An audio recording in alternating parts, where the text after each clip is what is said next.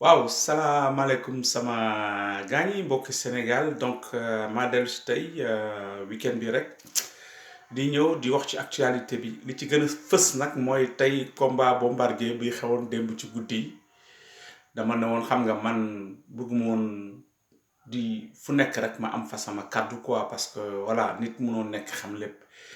mais dañ ma lancé ay SMS ak ay message ñi woo ma ne ma waxal ci combat bi parce que ñooñu woo ma xam nañu xam naa ci dara làmb Sénégal li ma ci xam bari na waaye nag dama dul éparpillé wu fu nekk rek ma bëgg fa jaay na xam naa fa dara non seulement làmb yàgg naa ko suivre du tey ba pare arts martiaux nag am na li ma ci xam ndax pratiqué naa ko tuuti donte bariwul ma gis ngeen ne dama leen di wax lu leer bi rëg-rëg génn fii di daan Bouki Chou xaw ma lan man na leen combat bi combat gala la combat pro parce que Bouki Chou ak rëg-rëg dem nañu egg ci suuf Bouki Chou def ko clé boobu Bouki Chou athlète la man duma athlète clé boobu su ma ko defoon rëg-rëg du jóg donc bu rëg-rëg fexee ci clé boobu clé de bras boobu au sol mu jóg combat bi am na lu ci soit waa ji cuune la lool wala trucage am na ci génne naa ci vidéo def ci ay commentaire dégg naa ci lu ne yàgg naa leen ne mbëru Sénégal yi duñu athlète te nag ngeen baal ma doo jóg ba am 45 ans nga xam ne Sénégal soxlootu la ci làmb ngeen baal ma nga door a dugg ne da ngay dugg MMA loolu ay année de pratique la woon nañ fee expert nag wax nañ fi lu nekk dégg naa fee expert dama doon ree sax mu ne bombardier bu bëgg a gañe combat bi na doo song ko bëre waa ji bëre suuf yóbbu ko ci suuf déedéet sa waaye xanaa xama bombardier la luur bu nekk ca kaw ba mbagaay bërëm day siggi bu sëggee tuuti lay doon bombardier musul bëre loolu musul def loolu te loolu mënu ko ndax poids may ko te ku muy bëre nag moo ko gën a athlétique donte ko jàngul bëre waaye xam ngeen ne doo nekk expert ñu ne la dañ lay interroger ci tel mbër jour boobu ci tel adversaire u mbër mi jour boobu ngay teg vidéo am xool ko combat am rek ngay gis doo xam waa ji parcours am doo xam lu mu def gis ngeen waa ji il était l'homme le plus fort du monde pour soulever ay poids gi demee noonu waaye dafa yàgg def ay arts martiaux te loolu keroog expert yépp dégg naa leen ñuy wax mais kenn waxu ci loolu bu ñu moytul Sénégal nag comme nit ñi gis nañu ay millions di jaar ci làmb ji ñu bëgg a jaaree MMA ñëw ba millions yooyu sénégalais di ci gagné ñoom ñu récupérer ko seen bopp ñuy bëgg a xëcc ay mbër di leen dugal ci biir MMA yi nag ma wax leen lu leer waaw athlète ak champion moo koy gagné nee nañu nag mbër day am biir am taat loolu ci làmb ji Sénégal la yem de MMA fii entraînement jour et nuit la laaj athlète tous les jours doo xaar ba may 2 mois 3 mois combat nga ñëw ak si biir bu rëy ak say bras yu musclé nga ne da ngay gagné MMA loolu amul fenn MMA ku koy gagné mooy ku koy yàgg pratiquer ay combat gala nag ngeen ñëw jëriñu seen ceinture ñëw Sénégal di kii ngeen baal ma de champion ngeen def ngeen lu rëy Sénégal yem leen foofu ku bëgg a def MMA nag na jaar ci circuit normal jàng art martial bu nekk doora ñoo nekk un combattant nekk jeune doo bàyyi ba nekk retraité Sénégal nga door a dugg si foofu déedéet dañ ci farab néewa te ngeen def ndànk nag gis ngeen athlète buy représenté Sénégal mooy athlète bu xam ne fédération moo ko yóbbu mu jël drapeau ñu xam ne kii au nom de la fédération sénégalaise lay dem médaille la fay jëli ñëw taxaw Abdou Diouf recevoir ko wala xaw ma Macky Sall loolu la ñuy wax kooku la ñuy yónni Sénégal mais ku taxaw fii jékki-jékki ñu jox la ay millions nga ne da ngay dem représenter Sénégal déedéet sa bopp nga représenter il faut que nit ñi def ndànk ki fédération yóbbu ku demal équipe nationale ak ku demal sa combat sa bopp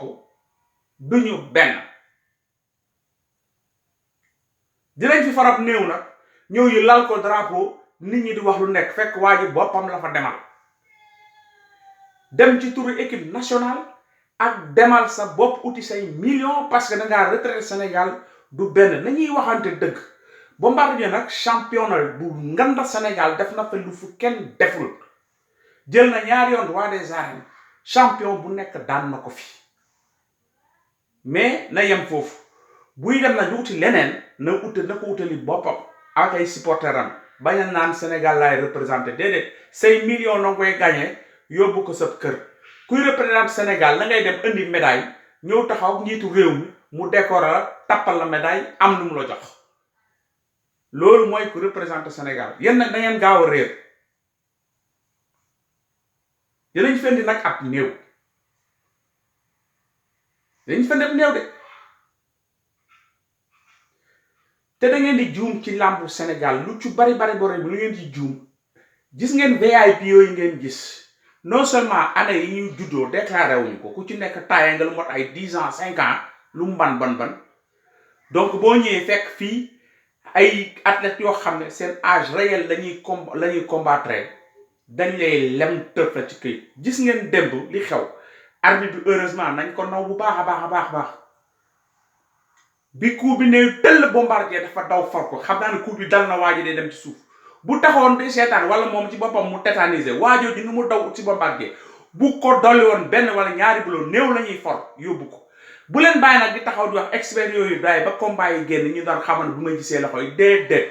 du loolu man yàgg naa fi ku ma yàgg suivre xam naa ne yàgg naa leen wax moytu leen suñu bëri yi ñu yóbbu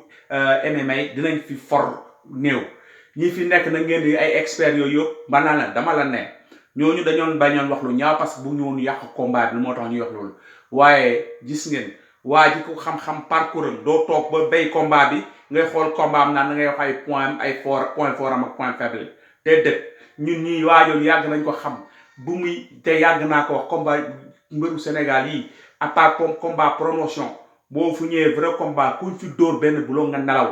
heureusement démb foruñu néew bu ñu toog nag di dof-doflu dinañ fi forot néew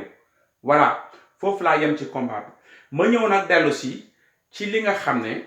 mooy ci waxu d'abord nee nañ journaliste bu réew boobu Sénégal génn na fi maanaam nañ ko wax te dee mooy Cheikh Yérim Seck wax nañ mi tam ci mbirum Adji Sarr man na leen gis ngeen man li ma jaaxal ci Cheikh Yérim Seck li ma lay wax lenn la fee si diplôme taxaw nga nekk gën a muus ci réew mi ëpp ñëpp xel ba ne leen da nga leen di nax yow munoo ne d'accord ci 3e mandat Alpha Condé mi nga xam ne conseil constitutionnel bu Guinée moo ko ne mun na dem nga dellu si ne conseil constitutionnel bu Sénégal may na Macky Sall mu def 3e mandat waaye lu leen ci dindi mooy luy dindi Macky Sall 3e mandat mooy na opposition bi fexe ba gagné élection yi locales yi mais yow yaa fi njëkkoon toog daan ne élection locale yi kenn du ko gagné parce que les dés sont pipés gars yi triché nañ ko ba pare pour ñu gagné ko day métti nga ñëw ne 2004 c'est tributaire de élection locale yi déedéet bu ñu nax ni Alpha Condé mi ngay ŋaññ biir Guinée daa di ne amul droit au 3e mandat moom la Macky Sall amul droit 3e mandat parce que nag ñii ŋaññ tey Alpha Condé ñu bëri dañoo jàppale Seydou Dalein Diallo nee naa leen Seydou Dalein Diallo waxoon naa leen ci vidéo yu weesu force bu mu am Sénégal amu ko sax Guinée te am na journaliste yoo xam ne moo leen financé seen activité loolu il faut ñu wax ko mu leer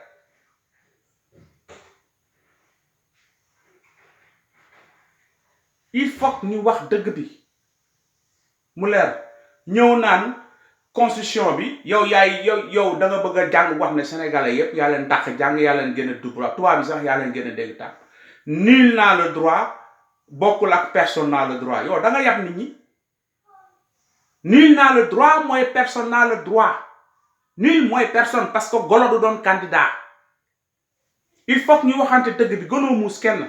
te nag naa la jàngal benn leçon da ngay xool ci dans les années 90 bi Iba Der Thiam ñëwee barde de diplôme fees dell ñu convoqué ko débat ak Ousmane Ngom le vrai Ousmane Ngom bi nga xam ne opposition la patriote la woon dafa taxaw Iba Der Thiam ndaa di koy ne sa diplôme yu bari yi dinaa la won ne une tête bien faite moo gën une tête bien pleine. Dans le débat daf ko rouler dans la passe dans la farine ba Iba Der Thiam rus fab ay bagaasam dem yoonam. ngeen baal ma je veux pas salir la mémoire des morts mais il faut mu servir de leçon. da nga yaakaar ne boo fee say diplôme rek yaa gën a muus Sénégal déedéet dafa am ñi ngay nax leen ñu nax. dafa am ay journalistes yoo xam ne dañ fi nekk ñi nekk ci nguur ñi wala ñi mokk ci complot nguur ñi dañuy am benn xalaat ñëw jaarale ko ci journalistes yooyu ñu lewal xalaat bi lewal ko daal di koy lawal c'est-à-dire nañ koy légitimer daal di koy répandre manipuler esprit sénégalais ñu dugg foofu fii nul n'a le droit de faire un troisième mandat loolu leer na xanaa bu golo ñëwee nag ñu discuter mais golo bu ñëwul présenté kenn du discuter parce que nul mooy personne gëroo gën dégg kenn tubaab loolu yoxoon naa ko ci ay weer yële passé yaa ngi ciy dellu si waat élite Sénégal dafa am ñett ñi nga xam ne mu élite yi mooy ñi ma ñaan nañu yaakaar ne ñoo jàng yor xam-xam ñëw dafa am ci am ñetti xeet ñi nga xam ne dañuy ñëw li ñuy jàng ñëw féeteel ko buur jàppale ko askan bi sonn seen yéen nekkuti ñu fas ak buur bi toog ak moom benn yeneen yi xeet bi mooy ñaareel bi mooy ñu nekk ci opposition bi li dal làmmiñ du ut rek yoon bu ñuy ñëwee fës ci nguur gi wala boog bu ñu fala nguur gi def ñi leen jiitu lu ñu doon def loolu lañ fa def ñetteel bi moo ci gën a néew te mooy ñu baax ni lu bon fu mu féetee ñu xeex ko loolu nag néew na ci élite yi ngeen baal ma loolu la amoon di may wax ma dellu si wax ci waxu Adji Sarr ñëpp a ngi naan na Adji Sarr génn na daw naa toxu na kërti nit ñi amee source noonu laa amee source Adji Sarr nag depuis le commencement waxoon naa leen ko dina dem ba sës ñu génn di ko pipoliser di ko def ay star ak yu demee noonu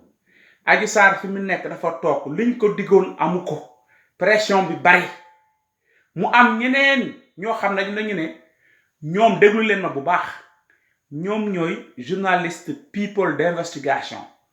ñoom ñoo ñëw di am ay attaques ciblées contre l'opposition bàyyi toj pouvoir yi li ñu fi nekk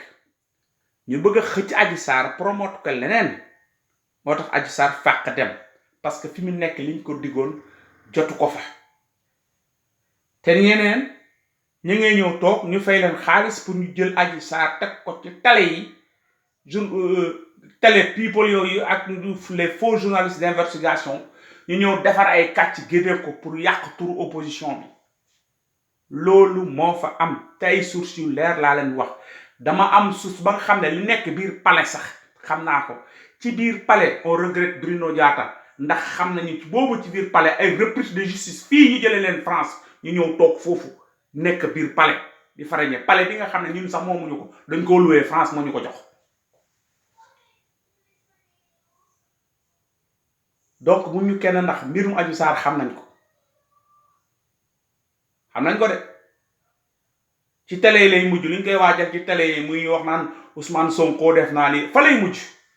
parce que ñëlee fi ñu doon toog fi ñu ko tegoon mu toog di fa xaar li waroon ñëw feesal yi poosam amu ko wala mu ëmb ko cëb sërëm amu ko mu dem ba sonn people yi nag ñu ngi ñëw fii ñooñu people nag ñuy def ay attaques ciblées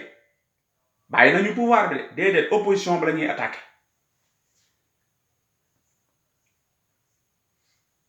man journaliste d'investigation bu may gëm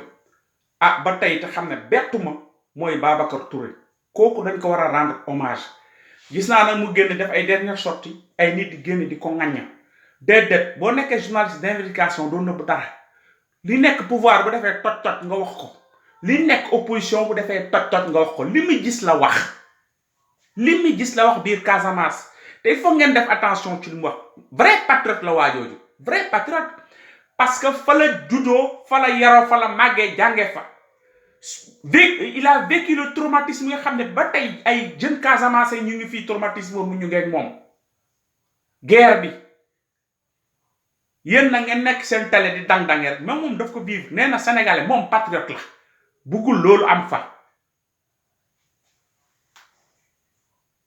coo loolu jóg fa ba xeex am fa ay bal di fa takk ak ay jamante loolu buggatu fa mu am ko bugg ko vivre te il a raison de le dire patriote la ki ka def nag ak fi muntu jógee ñaar ñi xeex ku ci nekk am nga ci sa responsabilité man Babacar Touré laa àndal ni mi ngañee woon waa Y'en a marre noonu naa leen ngañee daa di ne Karim Xurum Xaq wax na dëgg parce que kilifa bu jub doo ànd ak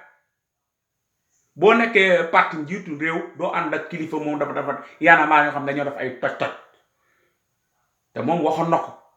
dellu si naa leen ne lii xew Casamance non seulement baaxul waaye plombé na économie yi benn territoire et c'est normal il a dit ci jour boobu 9 nag lañ fa waroon rey finalement pas yi fomb ko bloqué le commerce parce que lamb bu amee jaaykatu gerte caaf da ciy tedd buñ demee ba annulé lamb ja day perte du ci am lu mu war a gañ te wax na dëgg journaliste d'investigation na doo am parparloo da ngay taxaw nekk ci digg bi ku wax dëgg nga wax ko ku def toj-toj nga wax ko Babacar Touré maa ngi lay encourager maa ngi lay rendre sax hommage ligne bi nga nekk nag bu ko bàyyi